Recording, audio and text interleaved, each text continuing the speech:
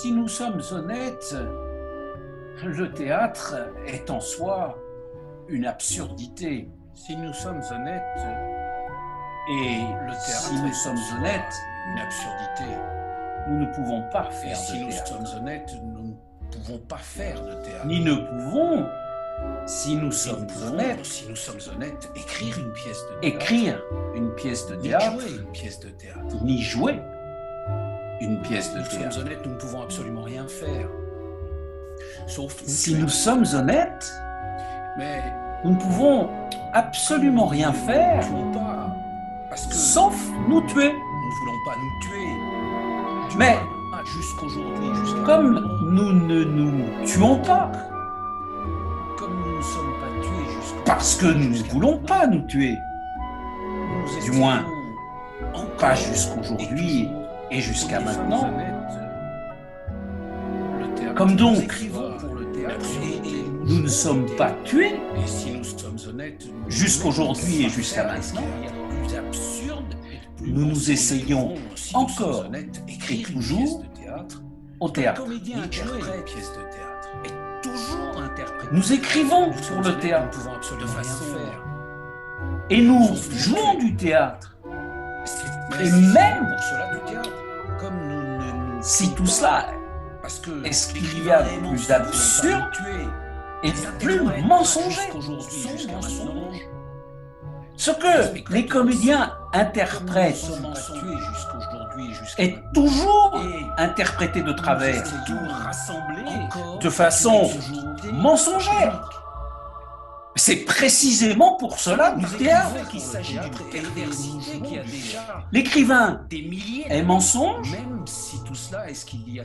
les interprètes sont mensonges, mais les spectateurs aussi sont mensonges. Et le tout rassemblé est une absurdité unique, sans même parler du fait qu'il s'agit d'une perversité et plus l'écrivain qui a déjà des milliers d'années.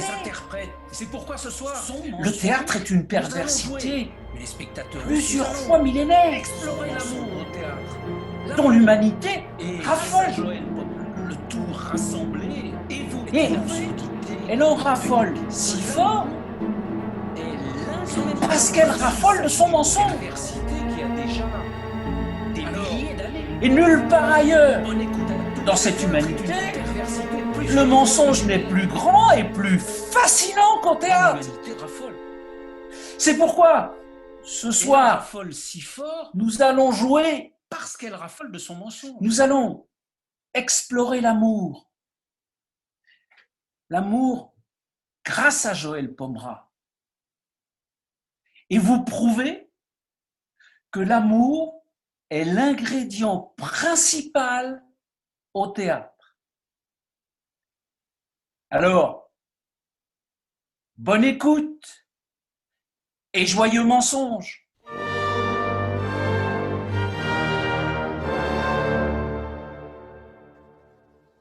À propos, tu ne m'as rien dit au sujet de l'avancement de tes travaux. Finalement, ça touche à sa fin ? Non, pas du tout. Toute l'absinthe est encore en chantier. Il y a même toujours des gravats un peu partout et plein de poussière dans les allées. C'est très désagréable. Comment ça se fait ? Oh, c'est normal. Faire des travaux dans une église, c'est très compliqué. Il y a sans arrêt des problèmes liés aux questions historiques, avec des autorisations à demander à tel ou tel ministère. C'est très administratif et pour mes offices, c'est très contraignant. Mon pauvre. Oui, enfin, il y a plus pauvre que moi quand même. Oh, c'est une façon de parler. Je voulais te dire quelque chose. Je crois que je ne vais pas revenir. Je ne vais pas pouvoir revenir te voir, voilà. C'est sans doute la dernière fois qu'on se voit, toi et moi, en tout cas dans ces circonstances. Ah bon ? Mais qu'est-ce qui se passe ? Eh bien, il se passe un événement particulier. Il se passe que j'ai rencontré quelqu'un. J'ai rencontré une femme depuis quelques semaines. Je comprends pas. Tu as rencontré quelqu'un ? Une femme ? Oui, bon, évidemment, c'est très inattendu pour moi tout ça. Et très compliqué, tu t'imagines bien, étant donné ma situation. Mais j'ai des sentiments, vraiment des sentiments pour elle. Mais depuis combien de temps? Depuis quelques semaines, mais alors c'est devenu difficilement justifié que je continue à venir ici. Vis-à-vis de qui? Vis-à-vis de cette nouvelle situation, évidemment. Tout a l'air très évident, on dirait, pour toi. J'ai envie de te dire que pour moi, ça ne l'est pas. Je comprends. D'ailleurs, j'ai décidé de te proposer quelque chose. Je te propose de te dédommager pour tout ce manque à gagner avec moi. Bon, il n'y a pas la totalité, et c'est comme un acompte. Il y aura des modalités à régler entre nous, évidemment. J'espère que ça te semblera honnête et suffisamment respectueux. Tu te moques de qui, Daniel? Comment ça? Qu'est-ce que l'argent a à voir avec tout ça? Il a tenu une place importante dans notre rapport. Je ne le juge pas. Ouais, c'est ce qui permet de vivre. Il n'y a pas de mal à parler d'argent. Surtout entre nous, non? Tu connais ma position là-dessus. Et l'argent est vital pour toi. Tu te moques de moi, Daniel? Mais non, pourquoi? Je ne comprends pas. Daniel, tu comprends pas la place que tu as pris dans ma vie? Comment t'as interprété le fait que je cesse de te demander de payer il y a 2 ans? Mais je n'ai pas arrêté d'insister pour te payer. Tu peux pas dire le contraire. D'ailleurs, dès le début, quelque chose m'a gêné là-dedans. Tu me disais à chaque fois, ça va pour cette fois. Et puis, on n'en a jamais discuté sérieusement. Mais tu croyais que j'avais le même fonctionnement avec chacun de mes clients? Est-ce que tu t'es posé la question? Et maintenant, tu me dis comme ça, voilà, je ne vais plus revenir parce que j'ai rencontré quelqu'un, une femme? Mais moi, je suis qui? Il y a un horrible malentendu, on dirait. Je suis pas une femme? Un être humain? Une créature de Dieu? Mais si, mais non. Enfin, je n'avais pas pensé que nos rapports étaient ce que tu dis. Et je dis quoi? Ils étaient basés sur des sentiments. Tu n'avais pas remarqué, c'est vrai, en 7 ans. J'étais quoi pour toi alors, pendant ces 7 ans? Un orifice? Arrête de parler comme ça. Tu te dénigres, toi et ton métier. Et toi, tu viens me dire dans les yeux, il y a une femme maintenant dans ma vie. T'as pas vu qu'il se développait quelque chose? Quand on parlait, quand on se caressait? T'as pas senti que j'aimais faire l'amour avec toi? Je pensais que c'était essentiellement amical et que ça faisait partie de ta nature d'être chaleureuse, et aussi de ton métier. Qui pensais que tu serais la plus belle relation dans ma vie. Ma seule relation avec un homme, à moi toute seule, et pour le reste de ma vie. Le seul homme stable que je pourrais connaître. Putain, j'ai été bête. Je me suis raconté des histoires. Je suis désolé, Élise. Pauvre type. Je suis coupable. J'ai compris ce qui m'arrangeait. C'est bien possible, je suis désolé. Qu'est-ce que je vais faire? Mais Élise, je ne peux pas entretenir une relation avec 2 femmes en même temps dans ma vie. C'est impossible. Ouais, sans même parler de mes engagements et de ma vie religieuse. Je voudrais assumer ma responsabilité, mais je ne sais pas comment. Ne me demande pas de rompre ma relation, s'il te plaît. Je suis engagé. Non, je te demande pas de rompre. On ne demande pas ces choses-là à quelqu'un. T'es vraiment prêt à faire quelque chose pour moi? Oui, crois-moi, je suis sincère. Je voudrais assumer ma responsabilité, mais je ne sais pas comment. Alors donne-moi quelque chose. Rien qu'à moi. Donne-moi du temps. Viens passer du temps avec moi. Du temps? Oui, viens manger avec moi chez moi. Je te ferai à manger chaque soir de la semaine, en dehors des périodes de vacances scolaires. Tous les soirs de la semaine? Oui, jusqu'à 22h au moins. Tu auras toutes tes soirées en week-end de libre. Voilà un vrai dédommagement. C'est quand même compliqué à mettre en place ce que tu demandes. Tu te démerderas. Tu te sens coupable dans cette situation, réponds-moi. Oui, Alors fais ça pour moi. C'est la seule chose que je te demande. bon, puisque je suis coupable, quand est-ce que tu veux qu'on commence? Demain. Demain? Oui. À partir de demain et pour la vie.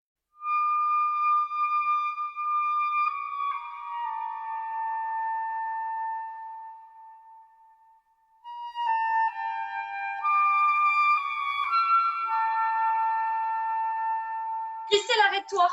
Vous pouvez pas faire ça, c'est pas possible. Vous pouvez pas vous marier, j'ai bien réfléchi, je peux pas.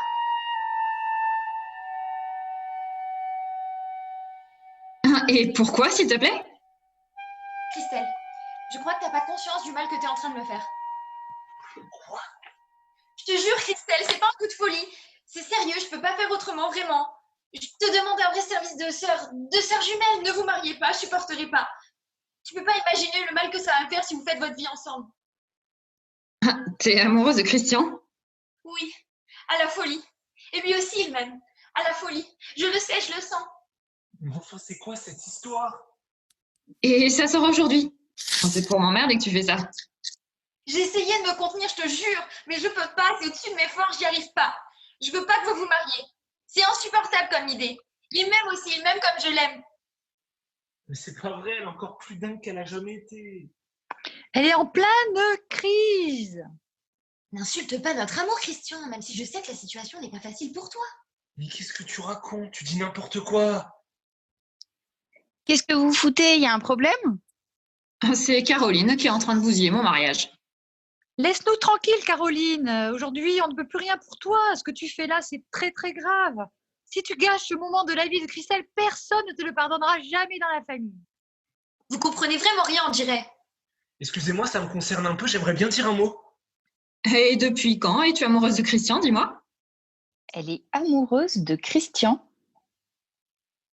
Oui, il paraît, il fallait s'y attendre. J'étais sûre qu'elle allait nous faire quelque chose aujourd'hui. Mais bordel, vous occupez pas d'elle, elle est en train de vous faire son cirque. Il y a tout le monde là-bas qui est en train de se demander ce qui se passe. Allez, foncez! Putain, tu me déçois, toi aussi, je pensais pas. Elle est en train de m'enlever l'homme que j'aime et elle s'étale le grand jour avec lui sous mes yeux. Mais depuis quand est-ce que tu aimes Christian? Depuis qu'on est tout petit, depuis toujours. N'importe quoi. Mais c'est n'importe quoi. Mais pourquoi on en discute? Vous en êtes tout. On est prêt ici, hein? Bon, ben, admettons. Mais aujourd'hui, je l'aime moi. Et c'est moi qui l'aime lui. La preuve, c'est qu'on se marie. Mais se marier, c'est pas une preuve. Qu'il te dit qu'il t'aime vraiment toi et pas moi. Bah demande-lui. Mais pourquoi on discute avec elle alors que les gens nous attendent? Alors prouve-moi que tu l'aimes elle et pas moi. Je me marie avec ta sœur et pas avec toi. Mais ça, c'est pas une preuve. Des tas de gens se marient par nécessité pour respecter une parole qu'ils ont donnée un jour où ils étaient bourrés, par exemple. Mais toi, c'est moi que tu aimes, mais tu le sais bien. Bon, là, c'est grave. C'est une très grosse crise. Et la preuve, c'est qu'on s'est embrassés. Tu m'as embrassé. Il m'a embrassé. Quoi? Quoi? Comment ça, je t'ai embrassé? Elle est folle. C'est vraiment totalement infect et répugnant, t'aurais complètement givré surtout. Mais est-ce que je suis une menteuse? C'est vrai ou c'est pas vrai qu'on s'est embrassés? Mais t'es monstrueuse! C'est pas vrai, Christian? Putain, mais c'est pas vrai. Mais c'est un cauchemar, cette sœur. T'es un vrai cauchemar. Tu veux me tuer? Tu veux me détruire? Tu veux ma mort? Excuse-moi si je te fais du mal, mais dans la vie, on ne doit jamais sacrifier le vrai amour. Jamais. Tant pis si c'est cruel. Bon, moi, j'abandonne. J'arrête. Allez dire à Mais tout le ça- monde qu'on annule. Mais ça va pas. C'est pas parce qu'elle est malade et en pleine crise que tu dois foutre ta vie en l'air. Sa maladie, c'est d'essayer de te détruire, justement. Et elle est en train d'y arriver. Oh, les gars, faut s'activer là. Tout le monde vous attend. Et tu l'as embrassée ou tu l'as pas embrassée, cette timbrée? Réponds-moi, s'il te plaît. J'ai fait un baiser, oui, c'est vrai. Je sais pas pourquoi j'ai fait ça. C'était une pulsion. J'avais envie un soir où j'étais perdu en accompagnant ta sœur en bagnole. Mais le lendemain, je lui ai parlé pour mettre les choses à leur place et on avait décidé de ne plus jamais en discuter. Putain, on a traversé des drôles de choses tous les deux. Il y a eu nos divorces à tous les deux. Et puis nous, on savait plus à une période si on s'aimait parce qu'on se connaissait depuis 40 ans ou bien parce qu'on s'aime vraiment. Oh là là là là, putain. Tu l'as embrassée. Elle est fragile. Elle est malade, Christian. Tu sais bien le risque que tu prenais quand même en faisant ça. Qu'est-ce qui se passe ici? L'adjoint de la mairie doit partir dans 2 minutes. Il est totalement foudrage. Ouais, puis faut avouer qu'il est vraiment con en plus. Qu'est-ce qui se passe? C'est la crise. Mais Christian, pourquoi tu l'as embrassée? C'est irresponsable de faire ça. Mais je sais pas, j'étais fatigué, c'est tout. Putain, on a 45 ans, bientôt 50. C'est quoi un baiser? Je l'ai embrassé, je lui ai pas fait l'amour. C'est tête de doigts quand même. L'amour à qui? En fait, t'as embrassé toutes les femmes de la famille. Marie-Ève, qu'est-ce que tu veux dire? Tu vois pas ce que je veux dire? Qu'est-ce que tu veux dire? Non, rien. Bah si, vas-y maintenant, tant qu'on y est. Bah, il y a 5 ans, on a eu notre petite embrassade à nous aussi, Christian et moi. C'est tout. Mais ça n'a rien à voir. C'est pas la même période en plus. Et c'était une soirée où on était totalement ivres. On annule tout alors. Bon ben, je vais prévenir les autres. Mais non! Il déconne ton mari, j'espère. Je crois. Qu'est-ce que tu veux insinuer, Marie-Ève, en disant ça? Qu'il est amoureux de toi aussi? Non mais je rêve. Vous vous rendez compte qu'on est en train de foutre en l'air notre projet de vie à Christelle et à moi? Tout ça pour une histoire de baiser sur la bouche? C'est surréaliste. On se croirait dans une secte catholique au fin fond d'une campagne du 19e siècle. C'est pas possible. Pourquoi? Être évolué, c'est séduire toutes les sœurs d'une même famille, c'est ça? Mais enfin, tu dis n'importe quoi. On se connaît depuis toujours, toi et ta famille. C'est pas de ma faute si je connais toutes tes sœurs quasiment aussi bien que toi. J'étais même plus proche de Nathalie que de toi pendant longtemps. Oui, mais avec Nathalie, il s'est rien passé que je sache. C'est ce que tu m'as toujours dit. Mais non. Et surtout, la question essentielle aujourd'hui, c'est qu'est-ce qu'on veut faire toi et moi de notre avenir? C'est pas le passé qui est important, merde. Mais qu'est-ce qui se passe? Je comprends rien. Et là, moi non plus, si tu veux savoir.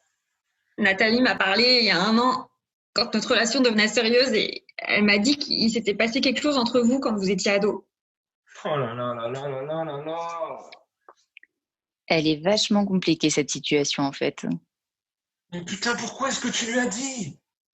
Parce que c'est la vérité, je lui ai dit la vérité, c'est ma sœur quand même. Elle venait de m'annoncer qu'elle était follement amoureuse de toi et que vous alliez peut-être vous marier. Vous vous êtes juste embrassés ou vous êtes allés plus loin? Non, on s'est juste embrassé, on a flirté pendant une quinzaine de jours dans le plus grand secret et ça s'est arrêté quand il est sorti avec Myriam.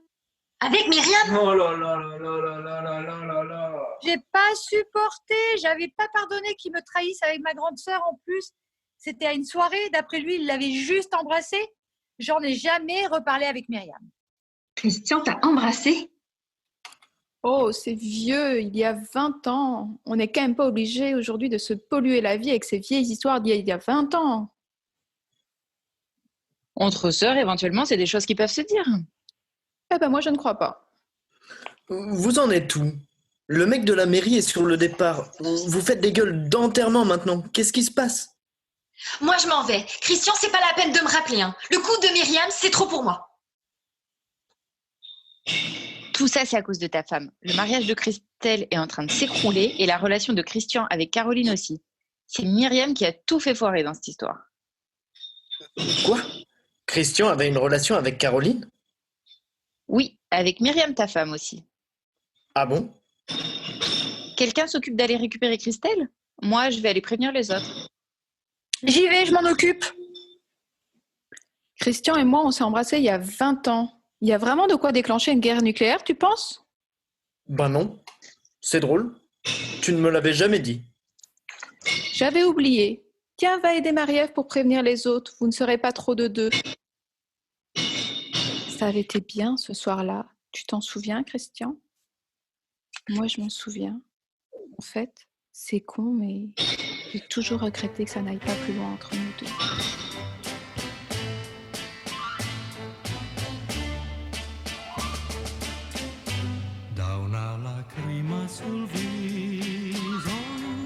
Bonsoir. Bonsoir, madame. Ça a été? Pas trop compliqué la soirée? Non, très bien. Bonsoir, madame. Bonsoir, monsieur. Ça va, ça a été? Oui, oui. Tout s'est bien passé au moment du repas? Oui, très bien. Il n'était pas trop agité? Non, non. Ils sont un peu agités, hein? Où sont les enfants? Comment? Où sont les enfants à cette heure-là? Qu'est-ce que tu racontes? Les enfants ne sont pas dans leur chambre. Je vous demande où sont les enfants? Je ne comprends pas. Et qu'est-ce que vous racontez? Ils sont pas dans notre chambre? Madame, je vous demande où est-ce que vous avez mis nos enfants? Et moi, je vous dis, je comprends pas ce que vous dites. Elle est dingue, cette femme. Dans la salle de bain, les toilettes, va voir. Je vous demande de nous répondre. Vous avez fait quoi avec nos enfants? Où sont-ils? Répondez. Je ne comprends rien. Mais qu'est-ce qui se passe? Dites-nous ce qui se passe, s'il vous plaît. Arrêtez, s'il vous plaît. Arrêtez-vous. Non, ils n'y sont pas. Et qu'est-ce qui se passe? C'est quoi ce cauchemar? Elle est complètement folle.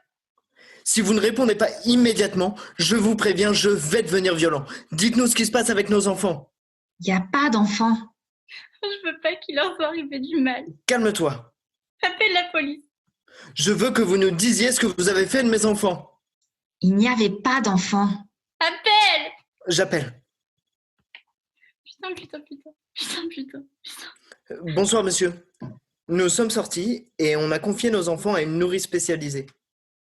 On vient de rentrer, les enfants sont introuvables. Mais non, monsieur, je vous dis qu'il n'y a pas d'autre explication. C'est complètement absurde. Je veux rentrer chez moi. 15 avenue de la Séparation, 7e, face ascenseur. Il est arrivé malheur à nos enfants. Il est arrivé malheur à nos enfants, mon amour. Il est arrivé malheur à nos enfants. Mais non, calme-toi. Pourquoi, dis-moi.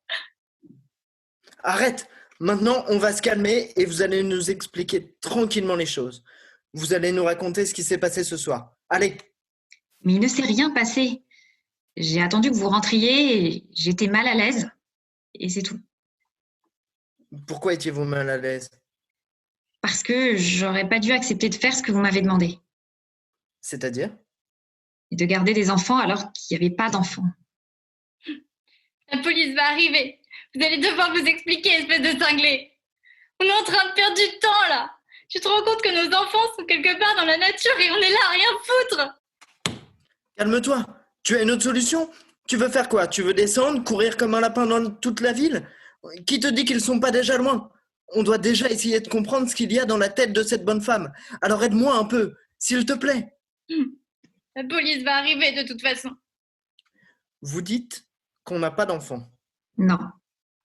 Et pourquoi on vous les aurait confiés ce soir et demandé de les garder?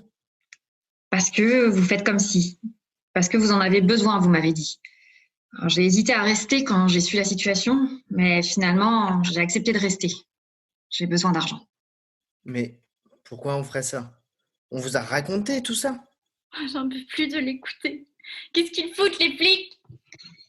Et en partant, après m'avoir raconté tout ça, quand on était à la porte, moi, mal à l'aise, en souriant avec un drôle de regard, vous m'avez dit « Prenez vraiment bien soin de nos enfants ». Donc j'ai dit « Ok, d'accord. Nos enfants sont vraiment essentiels pour nous. » Donc, j'ai répondu que j'allais faire tout mon possible. J'étais très mal. Madame, en fait, ça ne sert à rien de discuter avec vous. Vous êtes folle. Je vous en supplie, c'est tout. Rendez-les-nous, sains et saufs. S'il vous plaît, je vous en supplie. J'en ai pas les moyens. Mais vous êtes une bonne personne, dans le fond. Vous êtes peut-être maman, vous aussi, non? Peu importe ce qui vous a poussé à agir. Dites-nous où ils sont, s'ils vont bien, s'il vous plaît. Dites-nous les choses. Ayez pitié, tout simplement. Nos enfants, c'est ce qu'il y a de plus précieux et de plus cher dans nos vies. Si vous nous retirez nos enfants, notre vie s'arrêtera. On n'existera plus. Notre histoire perdrait tout son sens, tout s'effondrerait. Notre vie n'aurait plus aucune réalité, justification, et nous finirons par nous perdre l'un l'autre. Notre histoire tombera d'elle-même, peu à peu, comme de la poussière. Car dans le fond, on doit vous avouer, nous n'avons rien à nous dire de vraiment important, rien à partager, rien en commun, vraiment. Rien à faire d'important, vraiment. On deviendrait alors deux étrangers, deux fantômes l'un à l'autre.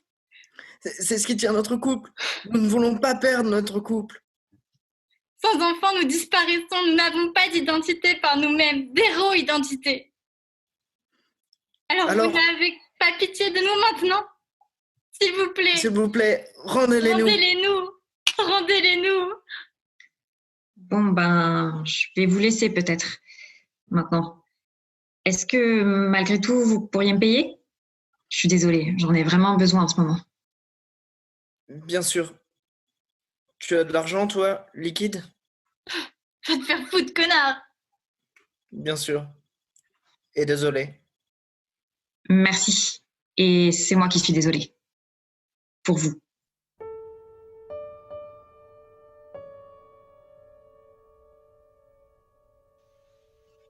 Monsieur et Madame Vedrani, Monsieur Jobert Daniel, Monsieur et Madame Vedrani ont désiré avoir un entretien avec vous au sujet d'Antoine, évidemment. Je leur ai proposé qu'on se voit un instant tous les 4. Oui, bien sûr. Notre fils est rentré très perturbé de la classe verte, plus que ça même. On s'inquiète beaucoup et on aimerait vous entendre pour comprendre un peu mieux la situation. Je suis à votre disposition. Qu'est-ce qui se passe exactement? D'abord, en rentrant, Antoine n'a pas cessé de vomir. Et maintenant, il reste apathique sur son lit, il pleure, il fait des cauchemars. Le médecin ne comprend pas. Notre enfant n'a rien. C'est terrible. Aucun événement particulier n'a eu lieu pendant ce séjour, monsieur? Non. À part cette fameuse soirée dont je vous ai parlé à notre retour, ainsi qu'à madame la directrice. Eh bien, recommencez, Daniel, si ça ne vous dérange pas. Et un soir, Antoine a été persécuté par ses camarades dans les dortoirs, pour je ne sais quelle raison précise. Dans la nuit, il s'est réveillé, il avait fait pipi sur lui. Il errait dans le couloir et il ne voulait plus retourner dans le dortoir de peur que les autres le harcèlent de nouveau. Notre fils dit qu'il a dormi dans votre lit cette nuit-là. Je l'ai effectivement conduit dans ma chambre. Je l'ai changé parce qu'il était mouillé. Il pleurait, je l'ai réconforté et oui, je l'ai allongé sur mon lit. Monsieur, vous avez couché notre fils dans votre lit? Vous n'aviez pas mentionné ce détail avec moi. Non, j'ai conduit votre fils dans ma chambre pour le changer. J'allais pas le changer dans le couloir. Je me suis débrouillé au mieux pour faire face à l'urgence de la situation. C'est maladroit d'avoir procédé ainsi. Ah, sans doute. J'en prends conscience, effectivement.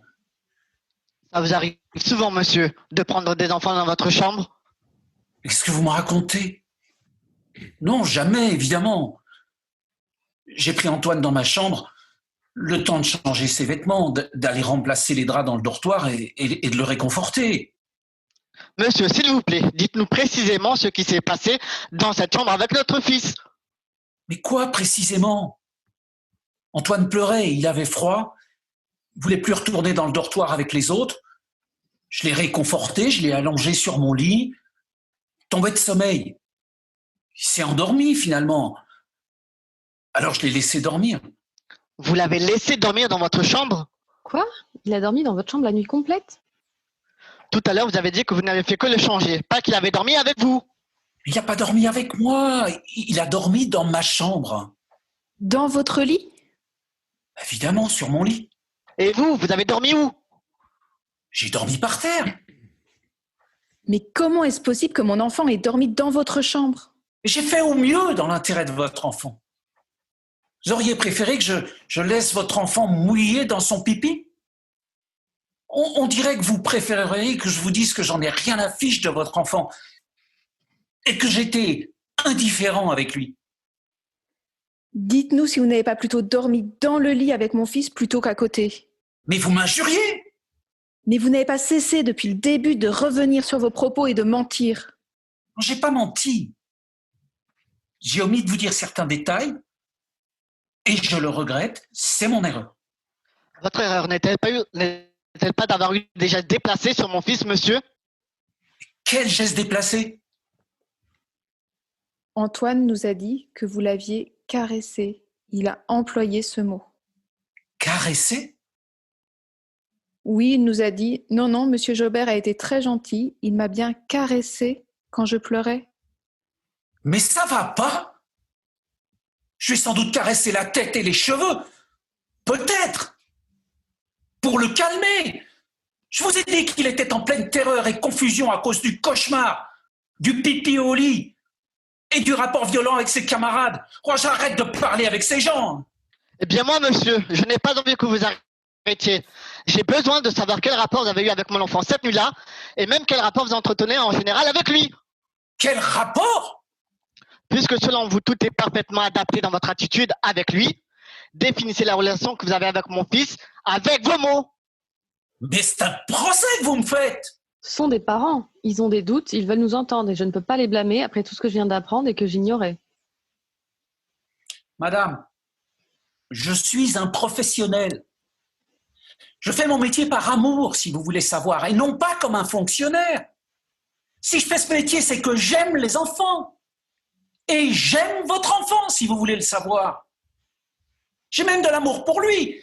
Et j'en ai pas honte. Quoi? Vous aimez mon enfant? Mais c'est insupportable d'entendre ça. Oui, j'ai pas honte du mot amour. Mais ce mot n'a certainement pas pour moi la signification que vous lui prêtez quand vous me regardez comme ça. C'est pourquoi j'ai pas honte de ce mot. J'aime Antoine. Qu'est-ce que vous dites, Daniel? Vous avez dit quoi? Vous aimez mon fils, monsieur? Nous allons porter plainte. Vous avez des enfants, monsieur? Oui, monsieur. J'en ai 25 des enfants. Tous les jours, depuis 10 ans. Des enfants à qui j'essaie de donner le maximum, c'est-à-dire du temps, de l'attention, mais aussi de l'amour et de l'affection. Mais c'est ça que vous me reprochez, d'avoir agi avec mon cœur et avec amour avec votre enfant. Arrêtez de parler d'amour. De prononcer ce mot d'amour, c'est insupportable. Vous êtes des abrutis, hein, et je vous le dis bien en face. Mais ça va pas? Arrêtez, Daniel, arrêtez. Et vous devriez davantage vous interroger vous-même sur les raisons du mal-être de votre enfant en ce moment. Arrêtez, Daniel. Non, j'arrêterai pas. Ce monde croule sous le désamour et ce sont des abrutis pareils qui donnent des leçons aux autres et qui nous envoient tous à la catastrophe. Notre fils est tombé en dépression à cause d'un criminel. Il a été abusé et on se fait insulter. J'espère que vous allez pourrir, crever en prison, monsieur. Je vais vous dire, moi, de quoi votre fils manque le plus cruellement. Que vous lui disiez que vous l'aimez. Vous pensez le protéger en m'accablant comme ça? Vous êtes très fier de vous? Vous sentez légitime en tant que parent? Taisez-vous, Daniel. Voilà le véritable problème de votre fils aujourd'hui. Et plutôt que de regarder ce problème en face et de le traiter parce que ça vous fait peur, vous vous acharnez sur moi. On va vous casser, monsieur. Faites-moi confiance. On va vous détruire pour que plus jamais vous ne puissiez à personne. Allez-y. Je me sens prêt. Viens, on va marcher un peu, Cécile. Pourquoi? Parce qu'il est l'heure de marcher, de se promener un peu, comme tous les jours. Et puis parce que c'est l'heure, voilà. Ah bon? On marche tous les jours. Oui. Ah bon? Tu ne veux pas marcher aujourd'hui? Si. Comme tous les jours. Quasiment. Et ensemble? Absolument. Ah bon? Je me souviens pas de vous. Vous êtes qui en fait? Je suis ton mari? Mon mari? On est mariés? Absolument. Ah bon? Eh ben, on est mariés, vous et moi. Absolument. Depuis combien de temps? 17 ans. C'est vieux? Dans la durée? Oui, assez. Vous êtes mon mari? Et vous appelez comment? Serge. Serge? Tu peux me tutoyer en fait. Évidemment, si on est mariés. C'est étonnant, vraiment. Je suis votre femme. Je suis ta femme, c'est drôle ça. Tu fais quoi dans la vie? Je vends des voitures. C'est un métier? Oui, c'est un métier. Et on vit ensemble? Non, on ne vit plus ensemble. Tu vis ici, toi? En fait, on est séparés. Oui et non. Tu es hospitalisé depuis 2 ans. Merde alors! Qu'est-ce qui m'est arrivé? Oh non, pas cette histoire à nouveau, s'il te plaît. Ah bon? Ça me semblait important, mais bon. En tout cas, je dois plus avoir énormément de mémoire. J'en reviens pas que je sois mariée avec vous. C'est-à-dire qu'on était amoureux? Qu'on l'a été, sans doute. C'est drôle. Qu'est-ce qui est drôle? Bah, cette idée. Je vous ai déjà posé toutes ces questions, on dirait. À peu près tous les jours. Je vous pose des questions tous les jours? Oui, à peu près. À cette même heure. C'est l'heure où je passe te voir. C'est plus pratique pour moi. Alors on marche, comme ça, et tu me poses des questions. Souvent en premier, c'est « Mais vous êtes qui ?» Et hop, après c'est parti. C'est agaçant. J'ai aucun souvenir de tout ça. Non, aucun. C'est agaçant. Mais c'est pas grave. Il y a des vies plus compliquées que la nôtre. Faut pas se plaindre. Non, mais c'est ennuyeux. Tout le monde n'est pas comme ça, visiblement. On a des enfants? 2, Ah bon? Ils ont quel âge? 13 et 17 ans. Fille ou garçon? Les 2. Et ils s'appellent comment? Antoine et Marie-Ève. Ah bon? Quoi? Tu n'aimes pas leur prénom aujourd'hui? J'ai pas dit ça. Mais comment c'est possible ça? Pourquoi est-ce qu'ils viennent pas me voir? Mais si, ils viennent te voir, bien sûr. Principalement le week-end. Ils sont venus il y a 2 jours. Ils t'aiment beaucoup, rassure-toi. Ah bon? Et moi je les aime aussi? Oui, bien sûr, évidemment. J'ai hâte de les rencontrer. Vous m'aimez vous aussi? Oui, absolument. En fait, moi je suis pas encore certaine d'être amoureuse de vous. Ça me paraît très rapide tout ça. Pardon, mais essaie de me tutoyer surtout. Hein. Certains jours, tu y arrives. D'accord, pardon. Est-ce que je peux te poser une autre question? On a déjà fait l'amour ensemble? Bah oui, au moins 2 fois. C'est une plaisanterie? Bah oui. On a déjà fait l'amour ou pas? Ah oui, on a fait l'amour ensemble, évidemment. Écoute, je sais que tu le fais pas exprès, mais aujourd'hui, ça m'angoisse de plus en plus tes questions, excuse-moi.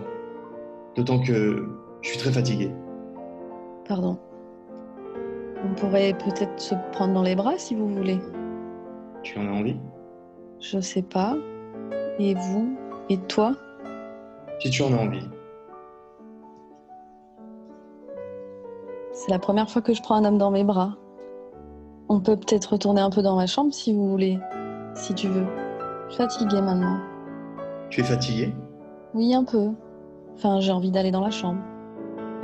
Bon, bah, on va y aller alors. J'ai encore un peu de temps. Ah, c'est bien. Je suis un peu fatiguée. Non, c'est pas par là ta chambre. Ah bon? Bien.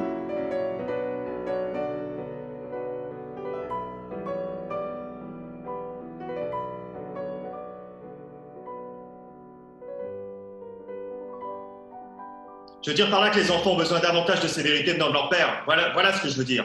Je trouve que tu es trop coulant avec ton fils. Je trouve que ce n'est pas aux enfants d'imposer leurs lois comme ça, surtout avec leur père. Je n'ai pas envie de parler de ça, papa. Fermé comme ça, c'est dommage. Je ne sais pas. En parler. Parce que vraiment, c'est important, je crois, pour ton fils, que tu ne lui laisses pas faire tout ce qui lui passe par la tête tout le temps, que tu ne lui laisses pas faire n'importe quoi. Je ne le laisse pas faire n'importe quoi. Moi, ce que je vois, c'est que c'est lui qui te dirige dans ta propre maison. Je n'ai jamais vu un enfant parler aussi mal à son père, dans sa propre maison. Si tais-toi, papa. Si je te parle, tu l'aurais regretté. Mais jamais tu ne m'aurais parlé comme ça. Tu ne te le serais pas permis. Pourtant, tu n'étais pas un enfant facile. Tais-toi, s'il te plaît, tu aurais papa. pu très mal tourner. Comme moi, je sais que j'aurais pu très mal tourner si mon père ne m'avait pas tenu en main. C'était pas drôle à vivre tous les jours. Hein. J'en ai pris des coups, moi aussi. Hein. Tout ce qui lui passait par la main faisait l'affaire. Mais moi, ça m'a empêché de faire n'importe quoi et je le remercie. Tu sais, si on laisse un enfant faire ce qui lui plaît, ça n'est pas lui rendre service. Ça n'est rendre service à personne que de laisser un enfant tout faire. Au contraire, c'est le chaos, c'est la fin du respect de l'autorité, c'est le chaos. Arrête, papa, tais-toi, s'il te plaît. Mais toi aussi, tu n'étais pas un enfant facile. Au contraire, tu étais un enfant difficile, comme je l'avais été moi-même avant toi. Comme ton fils l'est aujourd'hui. Et je sais que si je n'avais pas imposé ma loi, c'est toi qui m'aurais imposé ta loi un jour, c'est certain. Tais-toi, je te dis. Il ne veut peut-être pas en discuter, mais tu ne peux pas le nier. Si aujourd'hui tu as cette vie, une vie qui est tranquille, qui est honnête, avec une femme aussi gentille, aussi belle. Mais tais-toi enfin. Aujourd'hui, tu as une vie rangée, une vie tranquille. Tu sais, j'ai un peu la prétention de penser que je suis pour quelque chose. Tais-toi. Tu veux pas en discuter. Oh, t'as peur de la discussion. On dirait que tu as peur. Tais-toi. Oui, je vais me taire. Oh, je vois bien que tu veux pas m'entendre, que tu veux pas parler. Surtout, ne me fais pas dire ce que j'ai sur le cœur, s'il te plaît.